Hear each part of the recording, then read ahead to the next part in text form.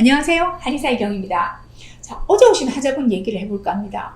원래는요, 아내분이 고지혈증과 비만 때문에 치료를 받던 중에 좋은 결과가 나타나자, 자, 선생님, 우리 남편의 고질병 좀 봐주세요 하시면서 모시고 온 남편분의 병증은요, 바로 이명증이었습니다. 이명은 귀 이자에 울명자를 쓰죠. 말 그대로 보면 기울림 증상입니다. 그런데 제게 오시는 대부분의 이명증은요, 난치성인 경우가 많습니다. 자, 한방의 특성상 1차로 오시기보다는 로컬 이비인후과, 대학병원 등을 두루 섭렵하시고 포기하기 직전에 한 번 더 하고 오시는 경우가 많죠.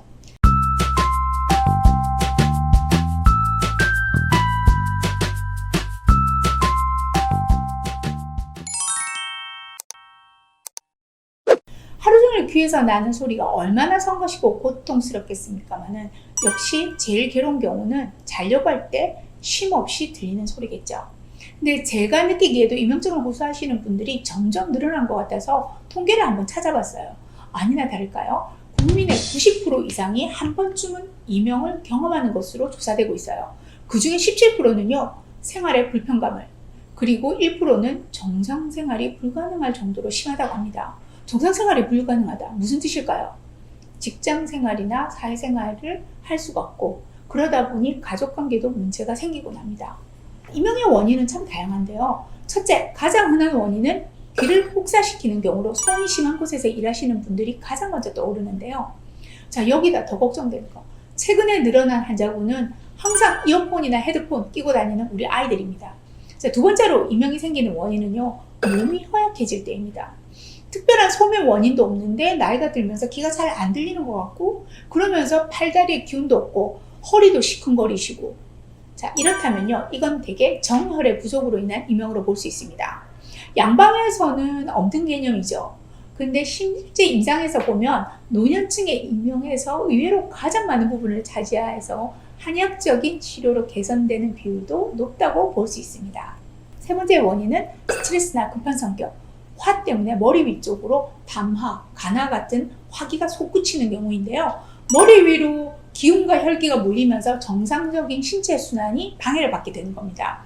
일종의 자율신경 장애로 이해하시면 될 건데요. 자, 이런 상태가 만성적으로 반복되면 청각을 담당하는 기관에도 혈액이나 조직액의 순환이 제대로 일어나지 않게 되죠.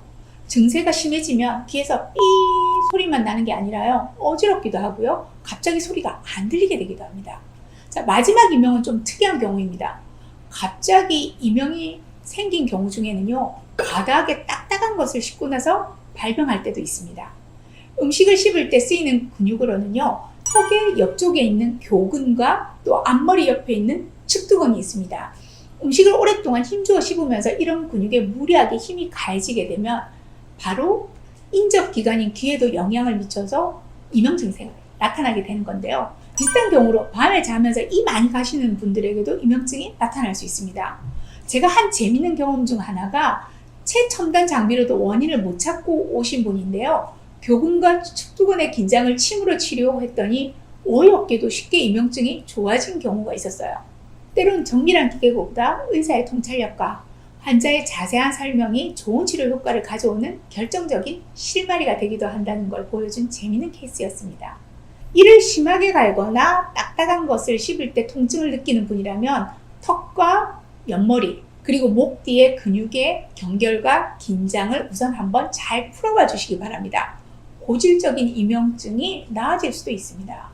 보통 이명증을 치료할 때 양방의 이비인후과에서는요, 안정제 종류의 약물치료, 또 서서히 이명을 잊게 하는 이명 재훈련 등을 치료법으로 활용하고 있고요. 자, 한약에서는 이명에 대해서는 원인별로 처방되는 한약하고요, 그 다음 침치료, 약침치료 등이 활용됩니다. 침치료에 쓰이는 경혈점들은요, 각각의 원인에 따라 선택되는 혈자리들도 있지만, 자, 귀 주변에 있는 혈자리들은 공통적으로 다 쓰이는 만큼 환자분들도 직접 한번 자극을 해봐 주시면 좋을 것 같습니다. 대표적으로는요, 예풍, 왕고혈, 풍지혈, 청궁혈, 청해혈 등의 혈자리들이니까요, 한번 찾아서 활용해 보시기 바랍니다. 그리고 이명의 치료에 도움되는 생활 개선 요법도 소개해 드릴게요. 첫 번째로요, 귀를 혹사시키는 생활을 개선해야 합니다. 시끄러운 작업장에서 일하는 분들은 귀마개를 꼭 하시고요. 무엇보다 이어폰의 사용을 줄이고 귀를 쉬게 하는 것이 바람직하죠. 자, 둘째로 이명증과 관련된 근육의 긴장을 피해야 합니다.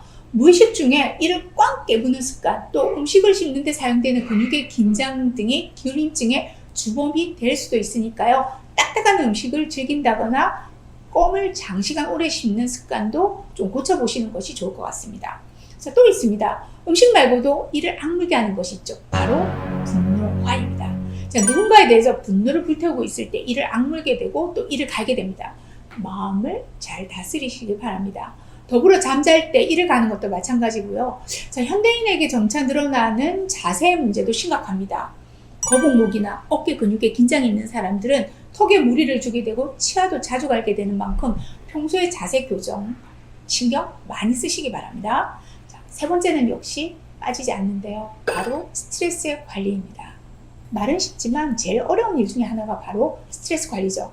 만병의 근원이 되는 스트레스의 관리에 대한 부분은 따로 한번 시간을 마련해서 소개해 보려 합니다. 자, 마지막으로 이명증을 관리하는 팁을 드리자면 이명증의 소리는 실체가 있는 소음이 아니란 점을 잘 활용하시기 바랍니다.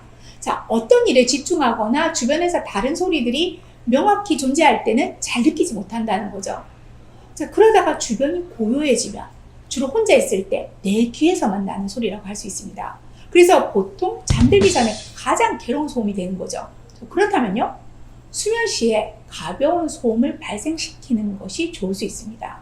조용한 음악을 틀어놓거나 또는 강연 테이프나 설교 테이프 같은 걸 틀어놓고 신경을 분산시키면 수면에 훨씬 도움이 될 수 있습니다. 물론 이런 관리법이 체계적인 치료를 대신할 수는 없죠. 포기하지 마시고 전문가의 도움을 받아보시기 바랍니다. 감사합니다.